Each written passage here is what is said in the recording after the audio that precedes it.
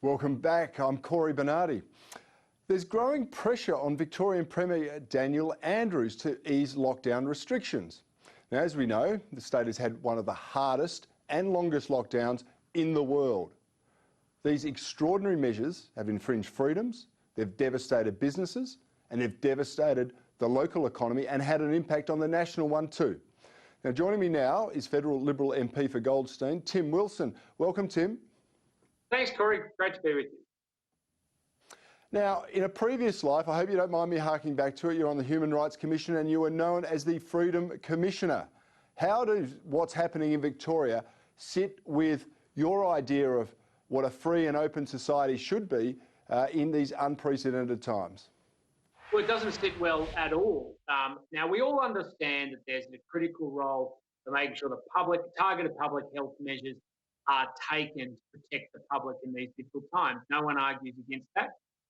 But when it comes to our approach to governance in society, a liberal democracy like ours assumes that people are free and then the government has to justify where they're going to restrict people's freedom where it's proportionate and necessary to achieve a public goal, including public health, public order, and the like. What the Andrews government has done is turned our society on its head. It has decided that everything is going to be shut down or locked down, and it is going to decide, and citizens are going to have to argue the case about why they should have their freedom. And it doesn't matter whether it's the 8 p.m. to 5 a.m. curfew, which is now thankfully gone, or the restrictions where people can go more than 5 kilometres beyond their home. These are fundamental violations of people's freedom, and they're having to seek permission from their government. We're being treated more like serfs than citizens.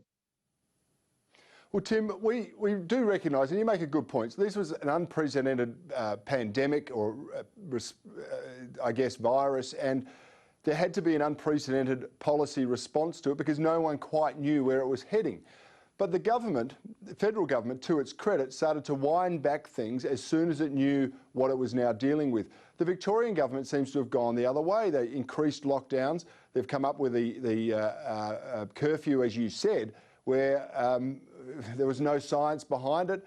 And where is it going to end? What is going to trigger Daniel Andrews to say, hang on, I'm going to unleash the strength and might of the Victorian economy because the country needs it to happen? Well, lockdowns by their nature are unsustainable. You can't keep people continually locked in their homes and limited in how they're able to go about their lives on an ongoing basis. And what you're going to see, I think, if he keeps this going at the current rate, is a citizens' revolt, and they have a responsibility to stand up against their government because the measures they have of an operation are disproportionate and unjustified. But this is the folly of central planning, Cory. It's the folly of thinking that the government has all the information, they know how to run things, and if we just leave them to their devices, they'll run our society better than running a society based from the citizen up. They don't have all the information. Tim, I've got to interrupt you because I'm really pushed for time, and I want to ask you about this. Government telling universities they don't know how to run their business because they're captured by the money coming out of the Communist Party of China. There's a Senate inquiry going on to that and some proposed legislation. What's your position? But my view is that the government should absolutely put transparency on the university sector to make sure they're looking very clearly at the influence of the Chinese Communist Party. Universities are best able to run their own operations, but they shouldn't become a backdoor soft diplomacy vehicle for the CCP and its interests. And where it does occur, we've got to expose it by putting a great big light on it. I suspect that sentiment is shared by a great many Australians. At least I hope it is. Tim Wilson, thanks so much for your time tonight. Thanks, Cory.